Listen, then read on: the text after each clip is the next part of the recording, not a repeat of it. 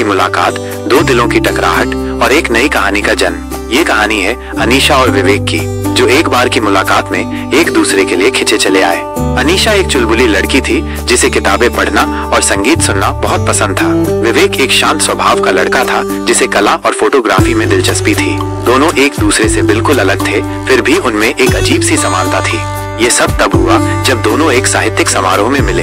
अनीशा एक कविता सुना रही थी और विवेक उसकी आवाज में खो गया था। कविता खत्म होने के बाद विवेक अनीशा के पास गया और उसने उसकी कविता की बहुत तारीफ की।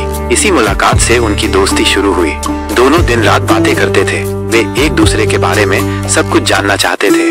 उन्हें एक दूसरे की कंपनी बहुत पसंद थी। धीरे धीरे उनकी दोस्ती प्यार में बदल गई, लेकिन उनकी जिंदगी इतनी आसान नहीं थी। उनके परिवारों को उनकी शादी के लिए तैयार करना बहुत मुश्किल था, लेकिन दोनों ने हार नहीं मानी और अंत में उन्होंने अपने परिवारों को मना लिया।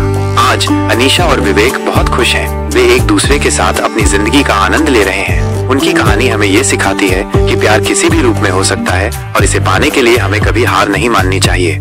तुम किस तरह की कहानी सुनना चाहोगे? शायद एक ऐसी कहानी जो एक बार की मुलाकात से शुरू होकर एक जिंदगी भर के प्यार में बदल जाए, या फिर एक ऐसी कहानी जो दोस्ती से प्यार में बदल जाए, या फिर एक ऐसी कहानी जो एक दूर देश में हो?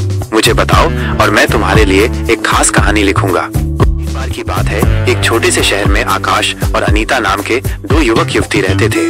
दोनों बचपन के दोस्त थे और धीरे धीरे उनका दोस्ती प्यार में बदल गई थी। वे हर पल एक दूसरे के साथ बिताना चाहते थे।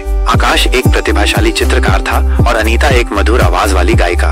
दोनों अपनी अपनी कला में मग्न रहते थे और एक दूसरे को प्रेरित करते थे। लेकिन किस्मत को कुछ और ही मंजूर था। आकाश को एक गंभीर बीमारी हो गई। डॉक्टरों ने कहा कि उसके पास ज्यादा समय नहीं बचा है। अनीता इस खबर से टूट गई। उसने आकाश को बचाने के लिए हर संभव कोशिश की, लेकिन सब व्यर्थ गया। आकाश के अंतिम दिनों में अनीता उसके साथ हर पल बिताती थी। उसने आकाश के लिए उसके पसंदीदा गीत गाए और उसके लिए चित्र बनाए। आकाश ने भी अनीता को एक खूबसूरत चित्र बनाकर दिया था। यह चित्र एक पेड़ का था जिसकी शाखाएं आसमान की ओर उठ रही थीं। आकाश ने अनीता से कहा था, यह पेड़ हमारी दोस्ती का प्रतीक है, यह हमेशा जिंदा रहेगा। आकाश के जाने के बाद अनीता का जीवन बदल गया। उसे हर पल आकाश की याद आती थी। उसने आकाश के लिए एक संग्रहालय बनवाया जहाँ उसने आकाश के सभी चित्र और गीत रख दिए।